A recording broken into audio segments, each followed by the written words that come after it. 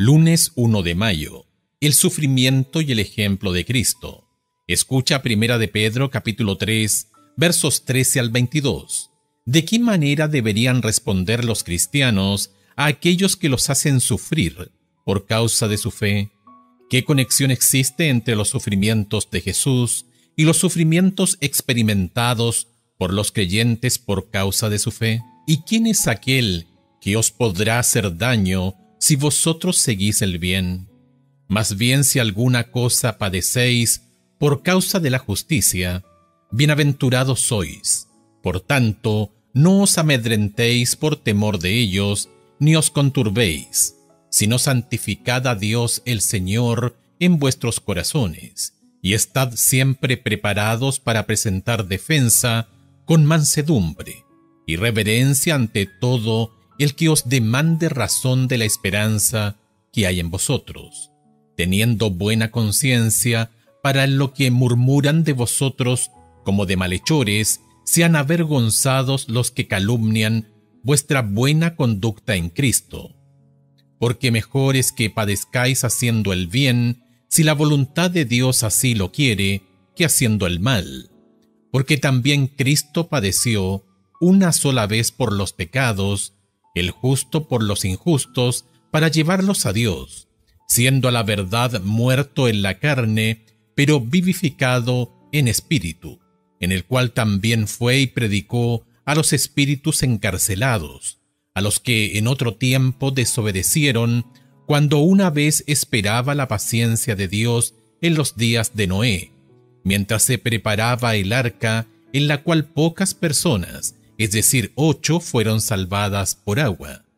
El bautismo que corresponde a esto ahora nos salva, entre paréntesis, no quitando las inmundicias de la carne, sino como la aspiración de una buena conciencia hacia Dios, por la resurrección de Jesucristo, quien habiendo subido al cielo, está a la diestra de Dios, y a él están sujetos ángeles, autoridades y potestades. Cuando Pedro dice, comillas, si alguna cosa padecéis por causa de la justicia, bienaventurados sois, 1 de Pedro capítulo 3 verso 14, está haciendo eco de las palabras de Jesús, comillas, bienaventurados los que padecen persecución por causa de la justicia, Mateo capítulo 5 verso 10. Luego, Pedro dice que los cristianos no deberían temer a aquellos que los atacan, sino que deben santificar, entre paréntesis, reverenciar al Señor en sus corazones. 1 de Pedro capítulo 3 verso 15. Esta afirmación del Señor en sus propios corazones ayudará a detener el temor que sienten frente a aquellos que se les oponen. Entonces, Pedro sugiere que los cristianos siempre deben poder explicar la esperanza que tienen, pero que deben hacerlo de un modo atrayente, con mansedumbre y reverencia. 1 de Pedro capítulo 3 versos 15 y 16. Pedro insiste en que los cristianos deberían asegurarse de no proveer a otros ninguna razón para acusarlos. Deben mantener limpias sus conciencias. 1 de Pedro capítulo 3 verso 16. Entonces es importante porque entonces aquellos que acusan a un cristiano serán dejados en ridículo por la vida sin tacha del cristiano que está siendo acusado. Claramente, no hay mérito en sufrir por hacer el mal. 1 de Pedro capítulo 3 verso 17. Lo que marca la diferencia es sufrir por hacer el bien, por hacer lo correcto, comillas, porque mejor es que padezcáis haciendo el bien, si la voluntad de Dios así lo quiere, que haciendo el mal. 1 de Pedro capítulo 3 verso 17. Pedro luego usó el ejemplo de Jesús. Cristo mismo sufrió por su justicia.